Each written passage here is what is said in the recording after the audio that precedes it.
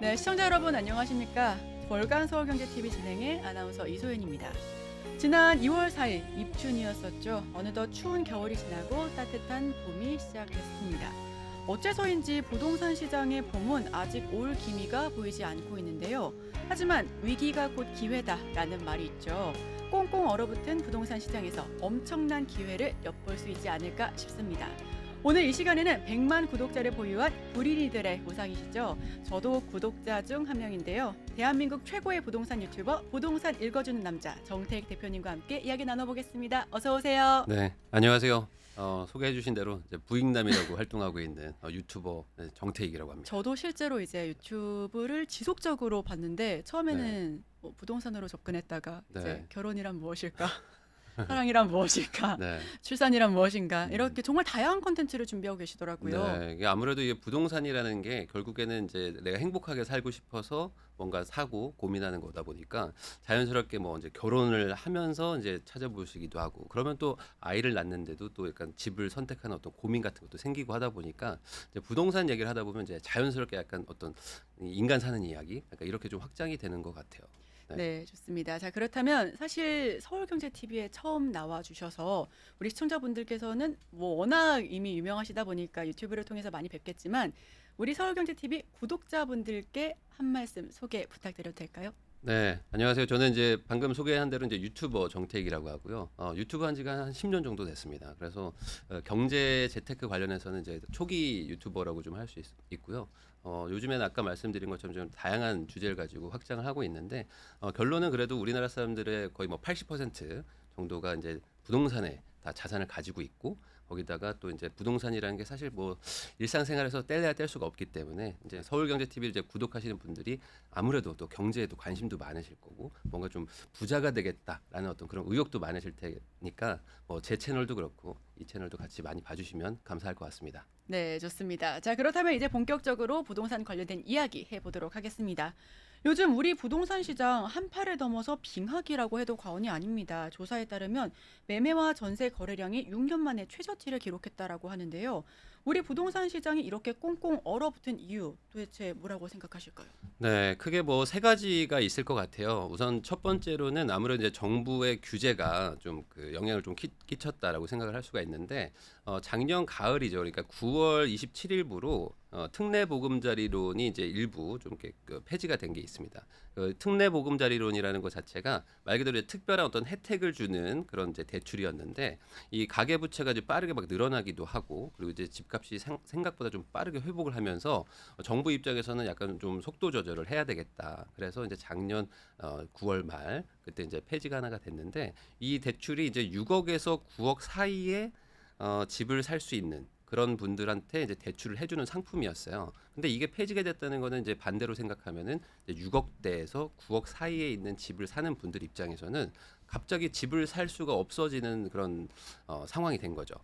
예를 들어서 내가 지금 한 3억 정도 있는데 한 7억 정도짜리 아파트를 지금 보고 있던 분이라면은 이 대출을 받아서 사야지라고 생각을 했었다가 갑자기 대출이 이제 안 나오면서 다른 일반 대출을 알아보면 한 1, 2억이 더 필요한 거예요. 그러면 내가 지금 10월, 11월에 집 살려는 분들이 한두 달 사이에 어떻게 1, 2억을 모으겠어요? 그렇게 못 하잖아요. 그러다 보니까 이제 시장에서 갑자기 이제 그 구간이 거래가 딱 중단이 되는 그런 상황이 된 거죠. 근데 이 6억에서 9억이라는 이 금액대가 서울 기준으로 보면은 한 이제 중간 평균 정도 가격대고요. 아파트 기준으로 경기도 수도권을 좀 넓혀 보면은 한 중상위권의 가격대입니다. 그러다 보니까 아무래도 이제 내가 사고 싶은 집 아니면 이걸 팔고 더 좋은 집으로 가겠다라는 어떤 그 중간 허리 역할을 하는 금액대인데 여기서 이제 거래가 딱 막히다 보니까 팔고 가지도 못하고 반대로 이제 팔아서 또 오려는 분들도 못하니까 전체적으로 위아래 범위까지 전체적인 어떤 거래가 좀 막히는 그런 좀 상황이었다고 볼 수 있을 것 같고요. 그다음에 두 번째가 이제 전세가 생각보다 이제 좀 시장이 안정되면서 전세 가격 상승 그리고 이제 전세 이자가 좀 낮아졌던 이것도 이제 매매 거래량에 좀 영향을 준 것 같습니다. 작년 초만 하더라도 이 금리가 상당히 높았어요. 네. 그리고 금리가 높은 거를 떠나서 불안감도 더 많았습니다. 더 올라갈 것이다 이런 생각들을 많이 했어가지고 실제로 전세를 살려는 분들이 다 자기 돈으로 사는 분들은 별로 없잖아요. 근데 대출도 받거든요. 그럼 대출 받는 분들 입장에서는 전세 대출 이자가 뭐 4%, 5%씩만 나오니까 야 이거 어떡하지 하면서 월세로 가고 이러면서 좀 그 전세보다는 월세 선호 현상이 좀 심했었는데 작년 공교롭게도 한 여름 겨울쯤 지나가면서부터 시장에서 이제 미국에서 좀 금리 좀 낮출 수도 있을 것 같다 이런 얘기도 좀 들리면서 전체적인 어떤 금리의 약간 인하세가 좀 보였습니다. 그러다 보니까 이제 전세자금 대출을 받는 분들도 이제는 금리가 안 올라가고 오히려 금리가 내려갈 수도 있겠다. 그러면 월세보다는 차라리 전세를 가자 이런 생각들을 하시게 된 거예요. 아까 말씀드렸듯이 이제 연초 대비 한 이제 9월, 10월에 많이 반등을 했어요. 그래서 송파의 모 지역 같은 경우에는 고점 대비 한 20% 정도가 급락을 했었던 게 거의 17, 8% 정도가 다시 회복을 했습니다. 한마디로 뭐 한 23, 4억 하던 아파트가 18억 갔다가 다시 한 22, 3억까지 올라와 버렸어요.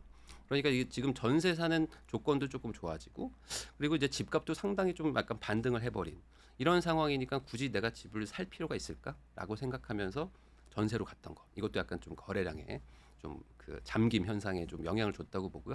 마지막으로는 빌라나 오피스텔 소위 말하는 이제 비아파트 쪽에서 전세 사기가 워낙 심했습니다. 너무 심했죠. 네, 그래가지고 아무래도 이제 일반적인 그 시민이나 일반 국민분들은 뭐 어떤 세세하게 따져보기보다는 우선 뭔가 사고가 터지면 나는 그냥 저기 엮이지 않아야 되겠다라는 심리가 발동할 수밖에 없지 않습니까?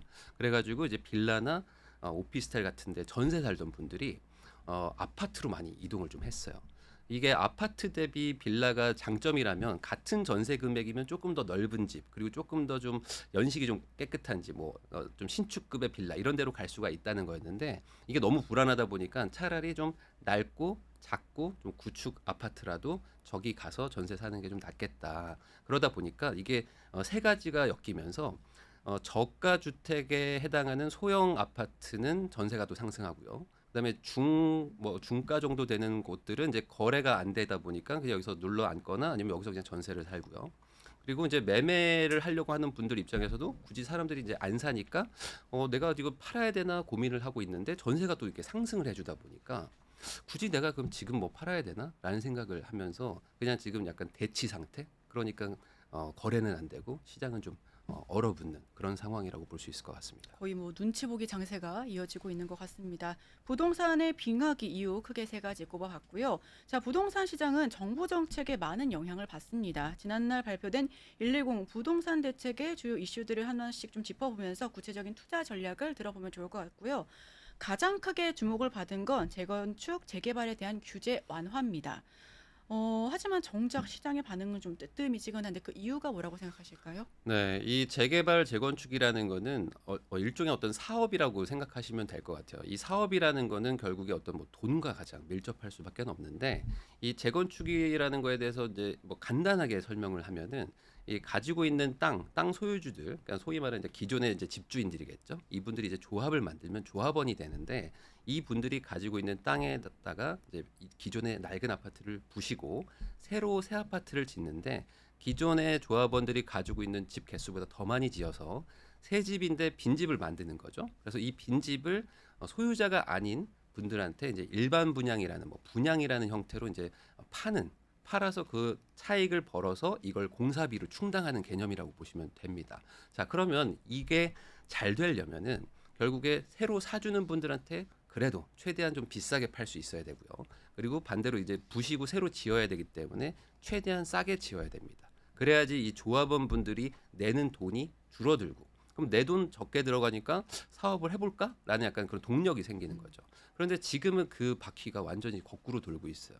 이 공사비만 먼저 보면은 요즘에 물가 많이 올랐거든요. 네. 그래가지고 요즘 마트 가면은 뭐 야채 사기 무섭다 뭐 이런 분들 뭐 과일 하나가 값도 뭐 40% 뛰었다고 너무 하고요. 비싸다 막 이런 얘기 하거든요.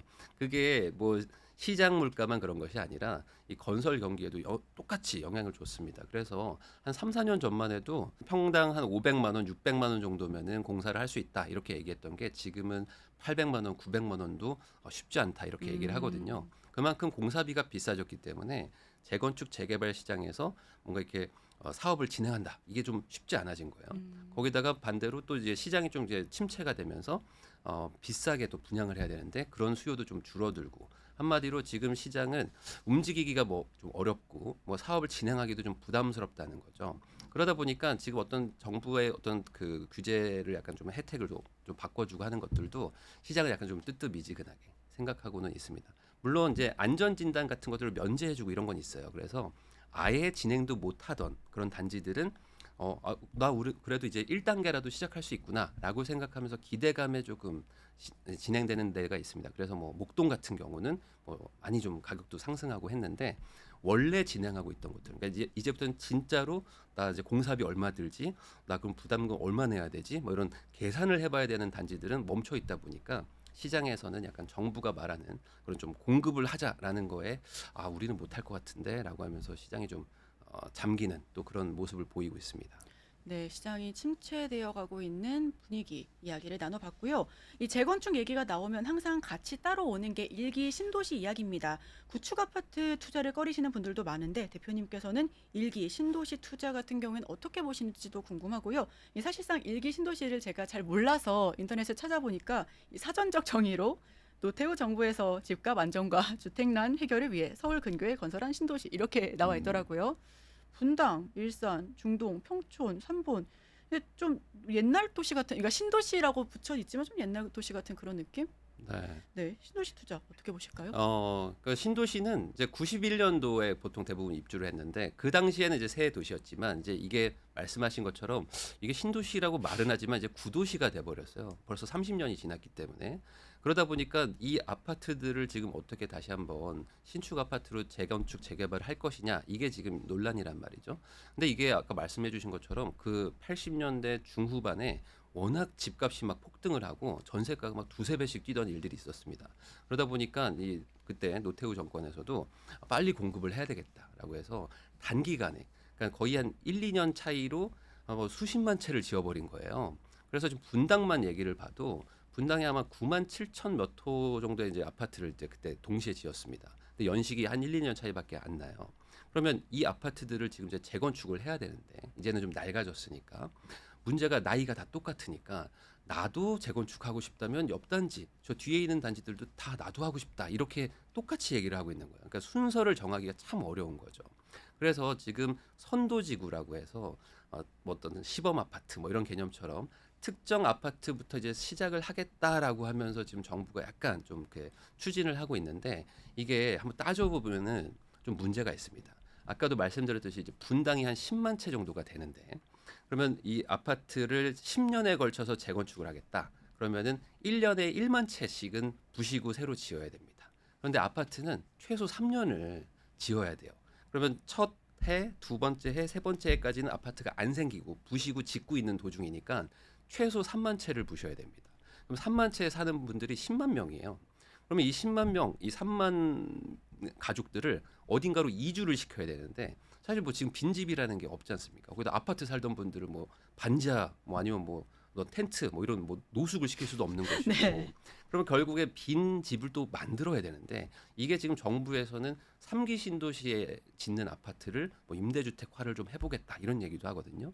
근데 이제 그런데 지금 3기 신도시도 지으려면은 사실 좀 시간이 많이 걸려요. 그러다 보니까 이 정부에서 이 1기 신도시 재건축을 추진하지만 실질적으로 이게 될까라는 고민을 하는 거죠. 아까 말한 대로 매년 만 채씩 부셔야 10년이 걸리는데 현실적으로 그 이하로 만약에 부시게 된다면 아마 한 30년에 걸쳐서 천천히 재건축이 되는 겁니다. 그러면 아까 딱 제가 초반에 말했던 선도지구 딱 되는데 거기는 바로 되겠지만 조금 내가 후순위로 갈수록 이게 뭐 1, 2년 기다리는 게 아니라 10년, 15년, 20년을 기다려야 된다면은 야, 이게 안 되겠구나라는 생각을 하게 되는 거죠. 그러다 보니까 지금 시장에서는 어떤 발표가 나와도 당장 뭐 움직임이 보이는 그런 수준은 아니라고 보시면 될 것 같습니다. 네, 갑자기 말씀해주신 것 중에서 궁금한 게 생겼는데 성산 뭐 시형 아파트 그리고 네. 여의도 시범 아파트 저희 부모님께서 소연아 너 결혼할 때 아예 그냥 그 아파트에 들어가라 좋은 아파트 필요 없다 일단 거기 들어가서 버텨라 이런 말씀을 해주셨는데 제가 반포 쪽에서 학교를 나왔어요. 근데 반포주공 네. 아시죠?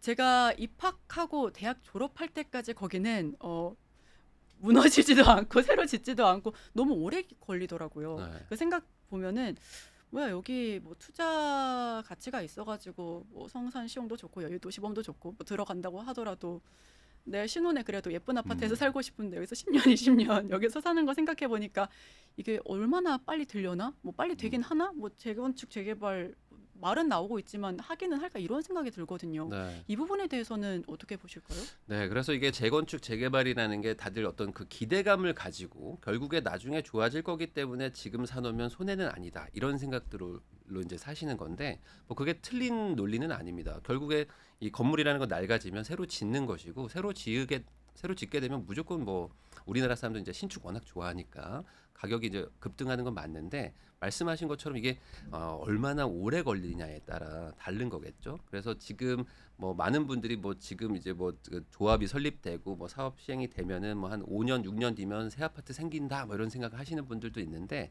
뭐 특정 지역 같은 경우에는 이미 부셔놓고 한 3년 동안 공사를 못 하고 있는 지역들도 있어요. 뭐 문화재가 나오는 경우도 있고 아니면 중간에 막 시공사가 막 바뀌는 경우도 있고 하다 보니까 아까 제가 처음에 말씀드린 것처럼 이게 사업이라고 했잖아요. 그러니까 사업이기 때문에 무조건이라는 건 없는 거죠. 변수도 생기는 거고 또 이제 돈 관련돼서 막 분쟁도 생기고 하다 보니까 말씀하신 것처럼 정말 한 나는 10년, 20년 느긋하게 그냥 들어가서 살면 돼라는 분들은 괜찮겠지만 이걸 뭔가 전략적으로 이게 투자 가치가 엄청 높으니까 한 3, 4년 살고 바로 바뀌겠지? 이런 식으로 생각하는 건 조금 어려움이 있습니다.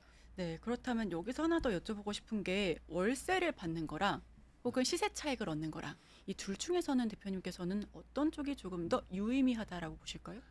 이거는 이제 뭐 사람의 어떤 성향마다 다르지만 그래도 이제 뭐 일반적인 얘기를 하는 사람으로서 월세를 받는 거는 아무래도 이제 노후 대비용으로 좀 음, 나이가 한 50대 정도 되는 분들은 좀 월세 위주의 어떤 투자를 하시는 게 좀 투자 좋을 것 성향마다 같고 다르다. 네. 네, 그리고 젊은 분들은 사실 뭐 3, 40대만 되더라도 아직 근로소득이 꾸준히 나오거든요. 이런 근로소득이 있는데 여기에 월세 소득을 추가로 더 받는 게 사실 뭐 내 인생을 막 완전히 바꿔줄 만한 금액은 아니다 보니까 오히려 그러기에는 약간 좀 시세 차익 위주로 투자를 해서 돈을 번 다음에 나중에 뭔가 월세 나올 만한 걸로 전환을 한다.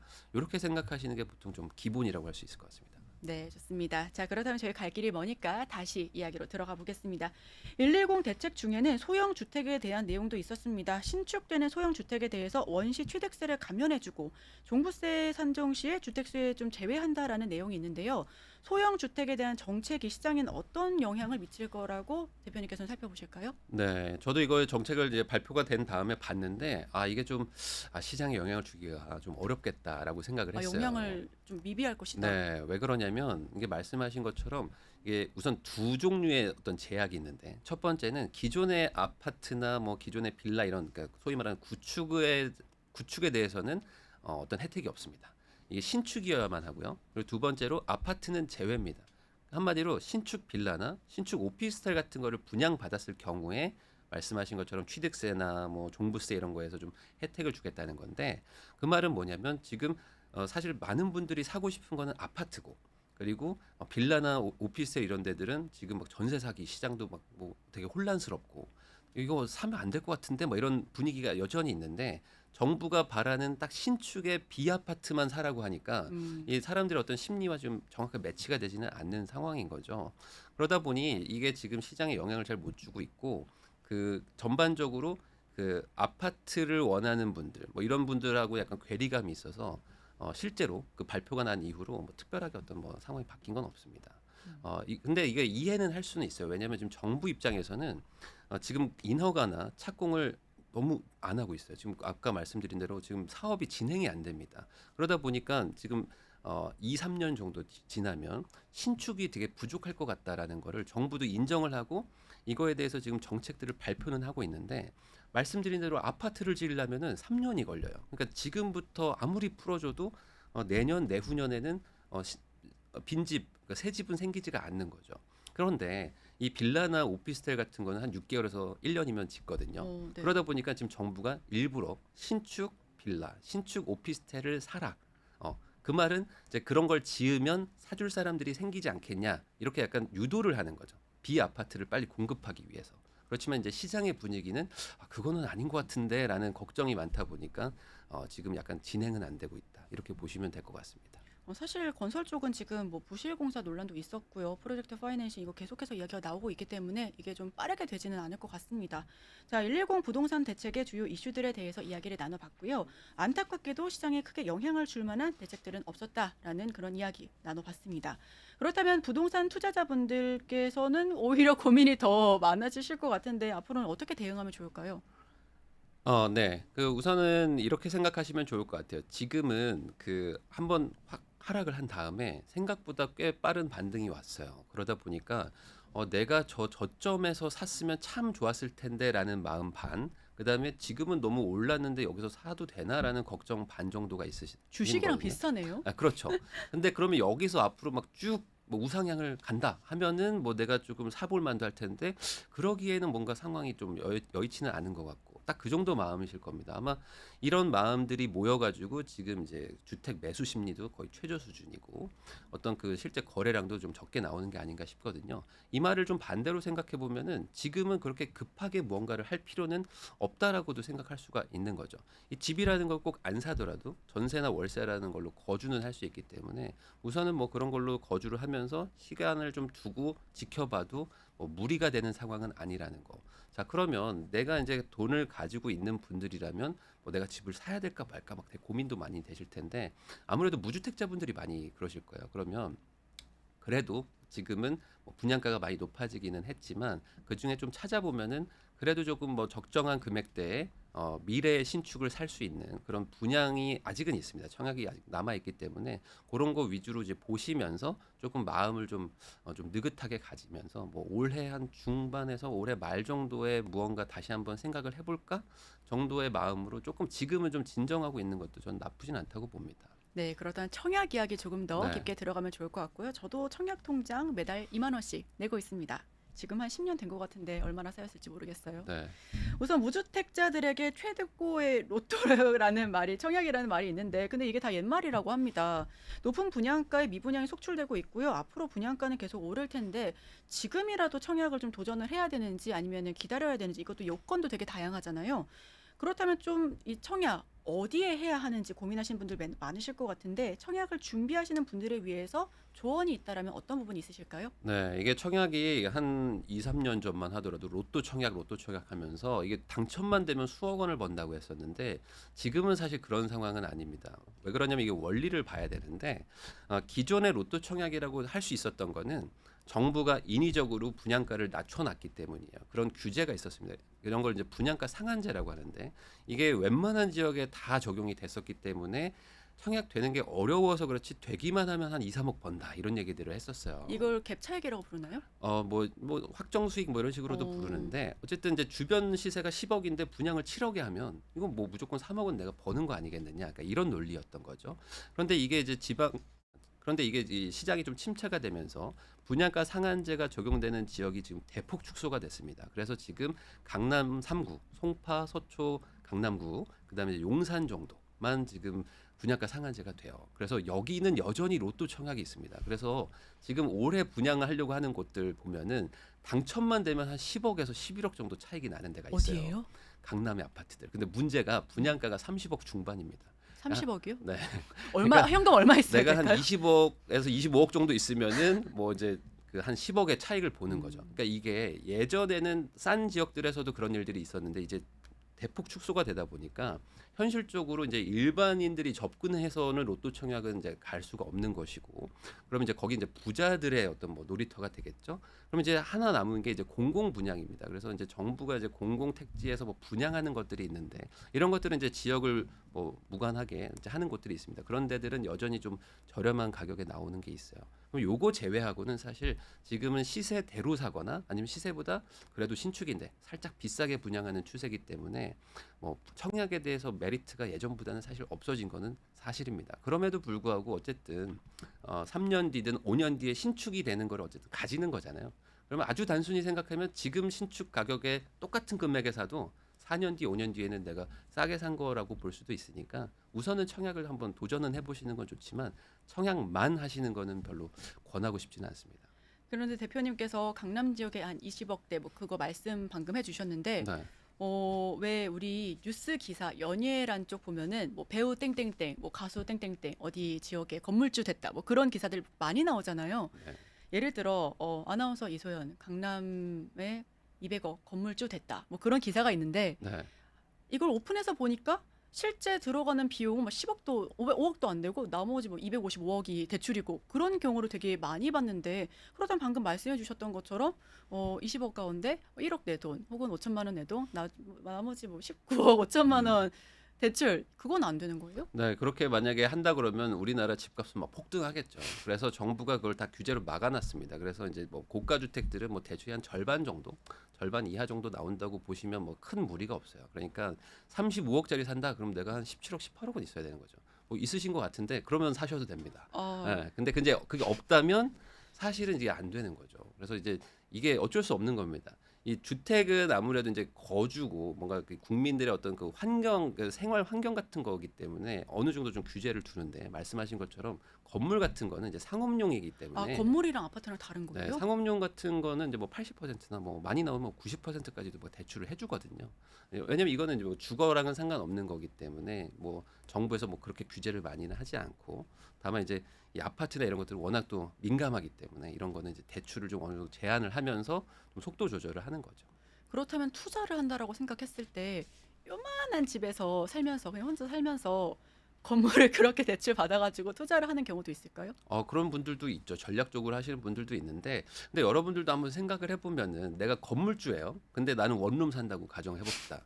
그러면 이게 과연 내가 만족도가 높을까라고 생각해 보면 좀 그게 아닐 수도 있지 않습니까? 아무래도 이제 돈을 번다는 거는 결국에 뭐 이제 자녀들도 뭐 잘 키우고 나도 좀 편안하게 좀 뭐 소위 말하는 뭐 남들한테 좀 자랑도 할 수 있는 집 뭐 이런 것들을 갖고 싶어서 하는 거라서 부자분들 중에 뭐 극단적으로 하시는 분들은 있지만 대부분은 뭐 집을 좋은 거 사고 남은 돈 가지고 뭘 한다, 약간 이런 생각을 하시죠. 네, 우선 대표님께서 있어 보인다라고 아. 말씀해 주셔가지고 굉장히 기쁩니다. 네, 인터넷에서 유명한 부동산 투자 명언 중에 오늘이 가장 싸고 내일이 가장 비싸다라는 말이 있습니다. 부동산 가격은 어차피 우상향하니까 하루라도 빨리 사라고들 이렇게 이야기를 하는데, 이 문제는 계속 이야기가 나오는 종잣돈이죠. 주변에 보면 영끌 투자로 고통받고 계신 분들도 많은데요. 도대체 이 집값의 몇 퍼센트 정도는, 집을 투자할 때는 몇 퍼센트 정도는 가지고 있어야 내 집 마련이 가능한 걸까요? 네, 이게 사실 뭐 정답은 없어요. 왜냐면 내가 대출을 뭐 70% 지금은 80%도 해주는 그런 게 있기 때문에 뭐 집값의 80%를 대출을 받아서 감당할 수만 있다면 뭐 버텨가는 거겠죠. 근데 이제 이게 감당할 수 없기 때문에 뭐 힘들어지는 걸 텐데, 그러다 보니까 이제 저는 그냥 요즘에는 가장 좀 계산하기 편하게 집값의 한 절반 정도는 자기 돈이 있어야 된다라고 이제 얘기를 합니다. 그러니까 대출을 한 반 정도만 받는 게 좋겠다. 금리가 워낙 또 요즘 아직도 높은 상태긴 하기 때문에 막 대출을 80%까지 받으면은 좀 어려움이 있을 수 있을 것 같고요. 그럼 이렇게 얘기하면 내가 얼마나 비싼 집까지 사도 됩니까? 이런 얘기들을 하시기 때문에 연봉 기준으로 연봉의 한 5배에서 한 6배 정도를 사는 게 좀 적정하다라고는 얘기를 합니다. 그러니까 맞벌이 부부 요즘에 많이 하시는데, 두 분이서 계산하기 쉽게 연봉을 1억을 받는다라고 하면은 한 5억에서 6억 정도의 집을 사는 거고요. 근데 대출을 한 50%만 받는 거니까 내 돈은 한 2, 3억 정도는 있으면 그때 한 5, 6억짜리를 산다. 이렇게 생각을 하시면 될 것 같아요. 네, 방금 실시간으로 제 연봉을 계산해 봤거든요. 쉽지 않아 보입니다. 우선 부동산을 조금이라도 싸게 구입하기 위해서 경매 한번 도전해 볼까 하는 생각하신 분들 굉장히 많으실 것 같습니다. 왜냐하면 저도 경매 수업 들어가 본 적 있거든요. 아트테크 역시도 자격증 따로 열심히 돌아다녔는데 사실 쉽지가 않아요. 이제 실제로 접근하기가 쉽지 않은데 경매 투자 같은 경우에는 어떻게 보실까요? 네, 이 경매가 아무래도 요즘에 뭐 대출도 많아지고 그다음에 뭐 사람들이 이자 때문에 힘들어하고 이런 것들, 그다음에 이제 경기도 안 좋아진다고 하다 보니까 이제 경매가 많아지겠다. 물량이 많이 나올 것 네, 같아요. 그리고 이제 이런 것 때문에 내가 좀 싸게 살 수 있겠구나라고 생각해서 많이들 관심을 가지세요. 그런데 이 경매라는 거는 사실 투자의 어떤 난이도로만 보면은 가장 상급의 난이도라고 보시면 됩니다. 그러다 보니까 이게 초보자분들이 바로 접근하기에는 사실 좀 어려움이 많아요. 기본적으로 이게 법적으로 뭐 사실상 뭐 소송에 가까운 일들을 할 만한 그런 물건들이 이제 경매로 나오는 거기 때문에 내가 법에 대해서 좀 공부도 해야 되고, 그리고 뭔가 좀 그 안에 있는 분들을 이렇게 내보내는 거 뭐 이런 걸 명노라고 하는데 그러면서 막 분쟁도 생기고 뭐 어떤 싸움도 생기고 막 하거든요. 그러다 보니까 이게 단순히 이거 괜찮겠는데라고 초보자가 접근하는 건 우선은 좀 말리고 싶고요. 그럼에도 불구하고 내가 좀 경매에 대해서 관심이 있다면은 아파트 정도만 보시는 거는 좀 훨씬 더 낫다고 봅니다. 아파트는 그런 분쟁의 소지가 한 일반적인 어떤 빌라나 상가들에 비하면 한 10분의 1 수준 정도로 되게 쉽다고 보시면 돼요. 그래서 어떤 시세 조사도 쉽고요. 그런데 이제 문제가 있습니다. 그러면 아파트 경매를 내가 해볼까 하면은 제가 쉽다고 그랬잖아요. 쉬운데 돈을 번다는 건 기본적으로 다들 하고 싶다는 거죠. 그러니까 경쟁자들이 많아져요. 그래서 이제 내가 뭔가 이걸 입찰을 하면 계속 떨어집니다. 보통 아파트 한번 입찰해서 이 낙찰이 되려고 그러면 저는 한 15번에서 한 20번 정도는 해야 된다고 얘기를 하거든요. 통역보다 더 하네요. 그러니까 이것도 정말 쉬운 일이 아니에요. 네. 매번 법원 가가지고 거기 입찰표 쓰고 뭐 이런 걸 해야 되는 거죠. 말씀드린 대로 경쟁자가 많다 보니까 또 싸게 쓰면 계속 떨어지는 거예요. 그럼 또 어느 정도 좀 비싸게 써야 되고. 그래서 이 경매로 아파트를 보시는 분들은 딱 이렇게 생각하시면 될 것 같습니다. 한 그냥 금매 정도 가격에서 약간 뭐 한 몇백만 원, 2, 300만 원 정도 싸게 사면은 괜찮은 수준이다 정도로 생각을 하셔야지 경매 가면 막 수천만 원, 수억 원어치 싸게 산다. 이렇게 하기에는 너무나 뭐 배울 것도 많고 좀 노력도 많이 해야 된다라고 보시면 돼요. 하나만 좀 덧붙이겠습니다. 그러면 경매로 내 집 마련해서 나 실거주하고 싶은 집을 사겠다 이런 생각을 하시는 분들도 많아요. 그런데 이 경매로는 내가 살아야 되는 집을 사기가 상당히 힘듭니다. 이 작년 기준으로 경매로 아파트가 나온 게 한 1000세대 정도 돼요. 1000호 정도가 나왔는데 서울 기준입니다. 서울의 아파트가 180만 호가 있어요. 그럼 이게 퍼센트로 치면 0.05%입니다. 0.05%밖에 안 나오는 시장에서 내 마음에 쏙 드는 동향층을 내가 그것도 낙찰을 딱 받을 수 있다? 현실적으로 어렵습니다. 그래서 이 경매도 그냥 내가 어떤 아파트를 살려고 할 때 한번 검색해봤더니 마침 경매가 있네 정도면은 접근을 할 수는 있겠지만 나는 경매만 해야 되겠다라고 생각하시면 또 그것도 좀 약간 생각보다 좀 결과가 좋지 않을 수도 있다. 뭐 이렇게 말씀드릴 수 있을 것 같습니다. 네, 그렇다면 실거주에 대해서 조금 더 여쭤보고 싶은 게 있어요. 상황극 한번 해보고 싶은데 철수와 영희가 있습니다. 네. 영희가 이제 성수동 놀러가자 오빠 해서 성수동에 놀러 갔는데 트리마제가 있어요. 너무 멋있는 거예요. 오빠 나는 결혼하면 여기 살고 싶어 라는 이야기를 했는데 철수는 아니야. 여기 보면은 좀 살짝 좀 후줄근해 보이는 주택가가 있습니다. 이런 데에서 살면 이게 크게 더 차익을 얻을 수가 있고 부자가 될 수 있는 길이야. 그럼 영희는 얘기해요. 그렇다면 여기 일단 사두고 실거주 안 하고 월세 주거나 다른 데서 지내면 되지 않아? 라고 하는데 이거에 대해서 제가 되게 궁금했었던 게 어떤 분께서는 아니다 이거 몇 년 최소한은 진짜 실거주를 해야 된다. 혹은 누군가는 아니 월세 주고 나가도 된다. 이런 얘기를 했었거든요. 뭐가 맞는 거예요? 네, 지금 이제 규제가 많이 바뀌었어요. 그래가지고 뭐 예전에는 그 말이 맞았을 수도 있지만 지금은 이제 뭐 현실적으로 아주 뭐 비싼 고가의 지역들 몇 군데 빼고는 그냥 사서 뭐 전세를 주거나 월세를 주셔도 뭐 무방은 합니다.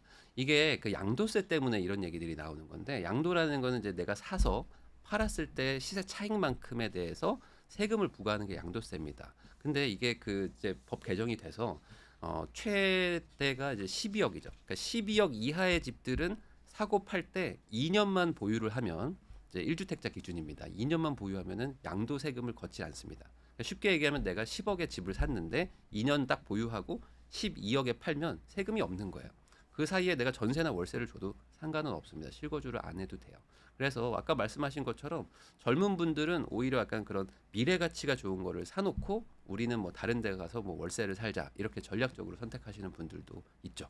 그러면 그런 전략도 나쁘지 않다라고 보실까요? 나쁘진 않죠. 다만 이제 그렇게 하면은 이제 처음에 말씀드린 것처럼 뭔가 좀 실거주니까 좀 만족도가 좀 떨어지고 네. 뭔가 나는 집이 많은데 뭐 비싼 게 있는데 우리는 지금 현실은 막 되게 막 힘들고 막 원룸 살고 이러면은 그걸 또 못 견뎌 하시는 분들도 있어요. 그래서 내가 어떤 목표를 가지고 있느냐에 따라서 뭐 그렇게 선택을 하시는 거지 이게 무작정 좋다라고 말하기도 좀 어려운 게 있습니다. 우리가 부동산 투자를 할 때 쉽게 범하는 오류라든지 혹은 부동산 투자 관련해서 우리 시청자분들께 조언하실 수 있는 말씀이 있다면 어떤 게 있을까요? 지금은 이제 아까 말씀드린 것처럼 아주 급하게 무언가를 하기에는 뭐 굳이 그럴 필요는 없는 시장이라고 생각하시면 될 것 같아요. 그래서 내가 지금 뭔가 조급하다라는 생각이 드신다면은 우선 그거부터 좀 내려놔야 된다. 이게 반대로 생각해 보면은 지금 그렇게 시장이 빠르게 움직이거나 이런 그런 상황이 아니기 때문에 오히려 지금은 조금 느긋하게 내가 공부를 해볼 필요가 있어요.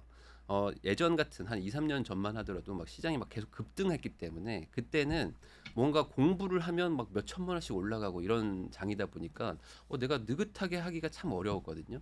근데 지금은 그런 시장이 아니기 때문에 내가 오히려 지금 좀 찬찬히 좀 공부도 해보고 그리고 뭐 내가 지금 꼭 안 사더라도 한 뭐 6개월, 1년 뒤에 산다고 했을 때 그 사이에 올랐다고 하더라도 뭐 엄청나게 많이 오를 만한 뭐 그런 분위기는 아직 아니기 때문에 그 정도는 뭐 내가 충분히 용납할 수 있다라고 생각하고 조금 느긋하게 생각을 하시면 가장 좋지 않을까. 근데 이제 문제가 있습니다. 이렇게 얘기를 하면은 느긋하게 생각해도 되니까 한 1년 뒤부터 공부하자. 그러니까 이런 식으로 생각을 하시는 분들이 있어요. 그러니까 공부를 하면서 기다려야 되는데 공부 자체를 밀어버리는 거죠. 그러니까 올라가면 그때 하지 뭐 이렇게 생각하시는데 대부분 뭐 주식도 마찬가지고 부동산도 마찬가지지만 어떤 저점에 사가지고 이제 이 가격이 올라가면서 그 어떤 혜택을 내가 보는 건데 그 말은 결국에 내가 남들이 다 안 사고 뭔가 다들 뭐 이거 되겠어라고 하는 그 시절에 누군가는 산 그분들이 결국에 나중에 뭐 웃는 거 아니겠습니까? 그래서 지금 자체가 뭐 시장이 안 좋고 뭐 이렇기 때문에 지금은 뭐 부동산에 관심을 다 끊자라고 생각하실 필요는 없고요. 오히려 이럴 때 좀 차근차근 좀 내공을 쌓는 게 더 좋을 것 같습니다.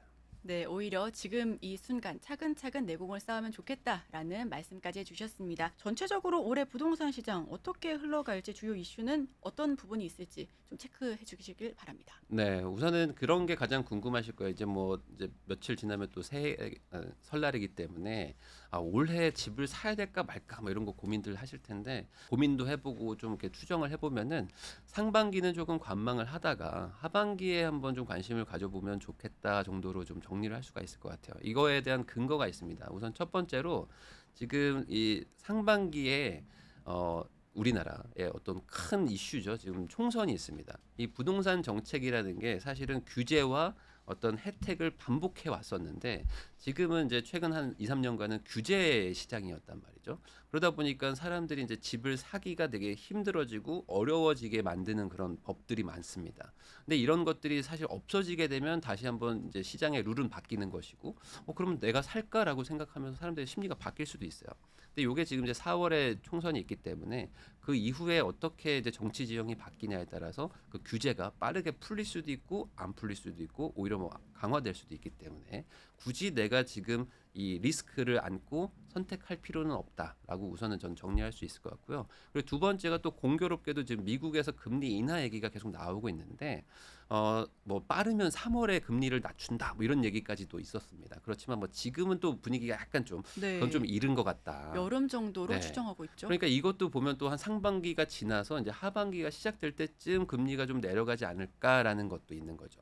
자, 그러면 지금 최근에 한 2년 정도는 이 금리가 되게 올라가고 고금리고 이자를 내고 이런 거에 대해서 사람들이 되게 힘들어하고 스트레스를 받았었는데 이게 만약 이제 한 6월이나 뭐 7월 뭐 이때부터 만약 내려가기 시작한다면 사람들은 체감이 돼야지 바뀌는 게 많아요. 그래서 내려간다까지는 저건 좀 지켜봐야 되는데라고 하다가 진짜 내려갔네라고 하면 이제 진짜 내려갈 일만 남았나 하면서 이 심리가 바뀔 수도 있어요. 그래서 그것까지 고려하면은 좀 하반기가 맞지 않을까라는 생각도 하고요. 거기다가 또 하나가 지금 이 심리라는 것 자체가 아직 그 급등을 한번 겪고 급락을 다시 겪은 다음에 다시 한번 또 반등은 했지만 여전히 지금 사람들은 많이 좀 위축돼 있는 상황이라고 저는 생각을 합니다. 그러면 이 심리라는 것도 좀 해결이 되려면 시간이 좀 걸려요. 거기다가 아까 말씀드렸던 것처럼 전세 시장이 지금 상승을 하고 있거든요. 그래서 지금 역전세로 아직 고생하시는 분들도 있지만 이미 역전세를 뭐 돈을 빼주든 집을 팔아서 해결을 하든 해결하신 분들이 이제는 더 많아지는 구간에 왔어요. 그러면 이제 24년 6월 정도만 돼도 22년 6월에 전세를 맞춘 분들이거든요. 2년 전이니까. 그때는 역전세가 어느 정도 왔던 때라서 이제 전세가 좀 상승하는 분위기가 올 겁니다. 그러면 이 모든 세 가지가 묶이면 결국에 올해 하반기에는 집을 살 수도 있겠는데라는 심리가 조금 더 강화될 수도 있을 것 같아요. 그래서 지금은 아직 위축돼 있는데 이럴 때가 저점이야라고 해서 사시는 분들이 있어요. 근데 아직 변수들이 있으니까 그 변수가 다 지나고 나서 사도 뭐 크게 가격 차이가 안 난다면은 조금 기다려 보는 게 좋지 않을까 생각합니다. 네, 국내외 주요 변수들을 다시 한번 체크한 이후에 접근해도 늦지 않다라는 말씀해 주셨습니다. 자, 국내 부동산 시장에서 투자자와 소비자를 위한 현실적인 조언이 있다라면 어떤 부분 조금 더 이야기해 주고 싶으실까요? 네. 제가 아까 그 집을 살 때는 연봉의 한 5배에서 6배 정도를 사라 이렇게 말씀을 드렸어요. 그러면은 이런 거를 듣자마자 아마 계산을 한번 방금 해보잖아요. 해봤어요. 그러면은 나보고 이런 집에서 살으라고? 약간 이런 반응이 보통 많습니다. 이게 무슨 말이냐면은 우리나라 사람들은 당연 뭐 다른 나라도 마찬가지지만 집이라는 거는 내가 지금 당장은 살 수 없지만 나중에는 살고 싶은 약간 그런 미래 가치나 어떤 좀 과한 거를 봐요. 그러다 보니까 내 능력보다 더 좋은 걸 살려고 하다 보니 대출도 많이 받고 뭐 이렇게 하는 거거든요. 그런데 이런 마음의 그 기저에는 전 이게 있다고 생각합니다. 이게 내가 집을 산다는 게 사람이 이게 겪어보기가 쉽지 않은 경험이거든요. 그러다 보니까 한 번 살 때 정말 좋은 거를 잘 사야 된다. 그러니까 한마디로 베스트를 사야 된다. 약간 이런 그 강박이 좀 있습니다. 그러면 내가 이 집을 사면서 막 평생 살 것 같은 생각이 들게 돼요. 그래서 상담을 해보면은 신혼부부예요. 신혼부부인데 중학교 학군을 따져. 예. 아직 아기는 있나요? 애도 없죠. 네. 애도 없는데 애가 중학교 가려면 한 14년, 15년 남았거든요. 근데 중학교가 뭐 별로고 막 이런 얘기를 해요. 그 통계로 보면은 우리나라에서 이제 집을 사서 보유하는 기간이 한 7, 8년 정도, 뭐 길면 10년 정도가 안 됩니다.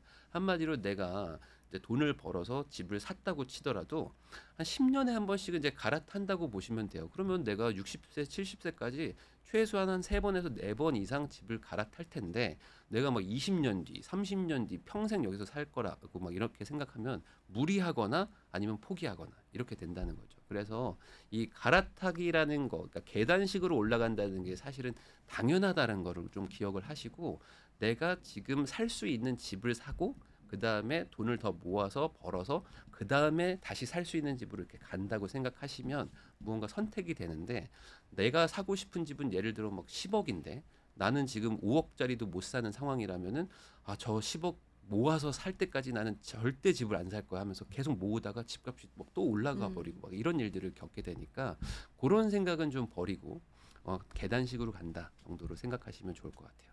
네, 우선 그렇다면 내 집 마련인 매매, 그리고 전세, 월세 이렇게 크게 나뉠 수가 있잖아요. 네. 사실 근데 매매나 전세는 일단은 돈이 묶이잖아요. 그래서 개인적인 궁금증으로 만약에 개인 사업자분들이라면 아예 그냥 월세를 내면서 세금을 털고 턴다라는 표현 해도 될까요? 이거 우선 괜찮나요?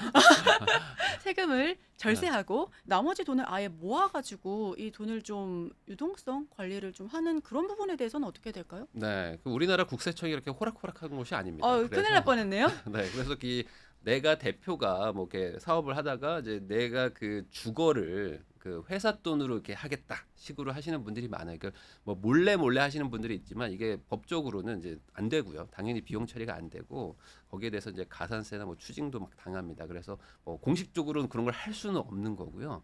다만 이제 이런 건 있어요. 아까 말씀하신 것처럼 월세를 일부러 사시는 분들이 있어요. 이게 전세 대출을 받거나 아니면 요즘에 뭐 중소기업 관련해서 이제 일하시는 분들은 뭐 조금 혜택을 많이 주는 게 있어서 전세 살면서 대출을 받으면은 월세 내는 거 대비 좀 많이 이득인 경우들이 있어요. 그러다 보니까 이제 전세를 살면서 어떻게든 이제 대출을 받아서 사시는 분들이 있는데 요거는 말씀하신 것처럼 좀 목돈이 좀 묶입니다. 근데 월세를 살게 되면 이제 보증금을 좀 낮추면 매달 나가는 돈은 좀 많지만 그래도 내가 좀 여유 자금이 이제 통장에 있는 거죠. 이 시장이라는 게 사실 막 갑자기 바뀌기도 합니다. 어떻게 될지 모르고요. 사실 뭐 부동산만 투자처도 아니고 뭐 주식도 투자처죠. 그러다 보면은 내가 지금 이 시기에 돈이 있으면 딱 뭔가 괜찮은 투자를 할 수 있을 것 같다라는 느낌이 올 때가 있어요. 그럴 때는 보통 돈이 없거든요. 그러다 보니까 내가 돈을 뭔가 묶여가지고 뭐 장기간 아니 뭐 2년, 3년 뭔가 뺄 수 없는 상황일 때 그 사이에 뭔가 기회가 지나갈 수도 있으니까 뭐 그런 투자의 어떤 적기를 맞추고 싶고 그럴 때 한번 내가 좀 과감하게 하고 싶으신 분들은 당장은 비용이 좀 나가더라도 월세 사는 것도 뭐 나쁘진 않습니다. 전 재산이 1억이면 내 집 마련에 대해서 투자를 하는 것과 혹은 정말 투자처는 다양하잖아요. 내 집 마련과 투자 중에 어떤 부분에 조금 더 손을 들어주실까요? 네. 저는 보통 이렇게 얘기를 합니다. 한 1억 정도 모으면은 물론 모으는 과정에서 뭐 주식을 한번 먼저 해보는 건 전 좋다고 생각을 해요. 그래서 저도 옛날에 주식하다가 이제 부동산으로 넘어온 케이스인데 주식을 정말 잘하면 사실 부동산보다 훨씬 더 큰 부자가 되고 빠른 부자가 되거든요. 거기다가 또 장점도 많습니다. 뭐 세금 같은 것도 어쨌든 적고요. 뭐 임차인하고 뭐 싸우거나 뭐 소송할 일도 없죠. 그래서 주식을 잘하면 사실 부동산을 조금 뭐 안 해도 상관은 없어요. 근데 문제는 국민들 대다수가 이제 일을 하시고 뭔가 그 근로 생활을 하면서 이 주식이라는 뭔가 이 변동성이 엄청나게 큰 뭐 자고 일어났더니 막 15% 20%가 빠지는 이런 것들을 견디기가 참 어렵다는 게 문제인 거죠. 그래서 우선은 한번 주식 한번 해보시고 주식에서 좀 내가 잘 안 된다. 그러면 그때 가서는 뭐 부동산으로 넘어오시는 건 저는 나쁘지 않다고 봐요. 자, 그다음에 지금 부동산을 만약에 넘어왔다고 생각하면 1억이 어느 정도 부동산을 살 수 있는 그 시작 금액 정도는 됩니다. 그래요? 네, 이게 서울의 뭐 비싼 아파트를 생각하면 사실 못 살 수도 있겠다 생각하지만 아까 말씀드린 대로 이제 수도권 정도만 해도 한 6억에서 9억 정도면 그래도 좀 상급의 집을 사거든요. 그 말은 이제 4, 5억 정도여도 아파트를 살 수가 있어요. 물론 내 마음에 쏙 들지는 않지만 그래도 뭐 충분히 뭐 거주나 출퇴근이 되는 데거든요. 그런 데들은 이제 대출 조금 받고 뭐 신용 받으면은 뭐 1억 정도면 살 수도 있고요. 아니면 청약을 해가지고 계약금만 만약에 건다 그러면은 뭐 8, 9억짜리도 살 수 있는 금액입니다. 그러니까 그 정도 모였다면은 이제 본격적으로 좀 부동산에 대해서 한번 관심 가져보시고 공부하시는 것도 저는 좋을 것 같아요. 그럼 마지막으로 부자가 되고 싶은 우리 시청자분들을 위해서 뼈 때리는 조언 한 말씀 마지막으로 듣겠습니다. 네, 이 부자가 되고 싶다고 사실 말하는 분들이 정말 많고요. 그리고 이제 요즘에는 워낙 정보도 많아졌기 때문에 당연히 나는 뭐 부자가 될 거야, 부자가 되고 싶어 생각하시는 분들도 자수성가가 많은데, 꿈이에요. 근데 이 부자라는 거를 여러분들이 좀 오해하시는 부분도 있는 것 같아요. 뭐냐면 내가 떠올리는 부자는 뭔가 그 좋은 차를 타고 좋은 막 그 집에 살고 뭔가 맛있는 걸 먹고 그러니까 한마디로 부자는 곧 소비를 떠올리는 분들이 많습니다. 그런데 이 부자들이 그렇게 좋은 거, 비싼 거를 소비할 수 있는 이유는 그 힘든 과정을 거쳐서 부자가 됐기 때문에 그 결과론적으로 이제 소비를 할 수 있는 것인데 많은 분들이 나는 부자가 돼서 빨리 소비하고 뭔가 멋지게 살고 싶어만 꽂히는 거죠.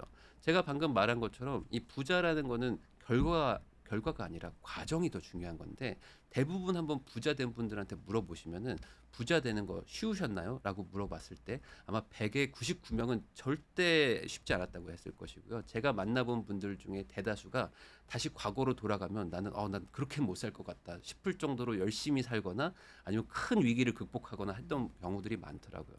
제가 얘기하고 싶은 건 이겁니다. 이게 무언가를 얻으려면 무언가를 잃는 게 사실 세상의 이치인데 부자라는 건 결국에 돈을 더 얻은 거잖아요. 그러면 그만큼 무언가를 많이 잃었을 겁니다. 그렇기 때문에 내가 당장 뭔가 돈 많아져서 쓰는 것만 너무 집착하지 마시고 그 과정을 내가 과연 견딜 수 있을 것인가. 그래서 어떤 분들은 막 100억 부자 얘기하는데 그래서 제가 여쭤봐요. 그러면 70억 부자는 안 됩니까? 뭐 문제가 많나요? 그러면 그런 건 아닌데요. 막 이렇게 얘기를 하죠. 무슨 소리냐면 내가 그렇게까지 정말 큰 부자가 되려고 해야 되는 게 맞는 건지 그러려면 내가 잃는 게 얼마나 많을까 이런 것도 한번 생각을 해보면서 현실 가능한 목표 세우시고 그걸 세운 다음에는 최대한 빨리 그걸 달성하자라고 하면서 이제 달리는 약간 이런 식으로 생각하시는 게 좋을 것 같습니다. 과정에 조금 좀 포커스를 좀 두시는 것도 좋을 것 같아요. 어떻게 보면 삶은 참 공평하네요. 네. 네, 지금까지 정태익 대표님과 부동산 인사이트 나눠봤습니다. 오늘 말씀 고맙습니다. 감사합니다. 네, 세계적인 투자 전문가 워렌 버핏은 첫 번째 집을 사는 것은 꿈을 이루는 시작이라고 말을 했습니다. 성공적인 부동산 투자가 그만큼 재정적인 안정과 미래를 위한 기반을 마련해준다라는 뜻일 텐데요. 내 미래를 위해, 우리 가족의 미래를 위해 서울경제TV와 함께 하시면서 성공적인 투자 전략 세워나가시길 바랍니다. 함께해 주신 여러분 오늘도 고맙습니다.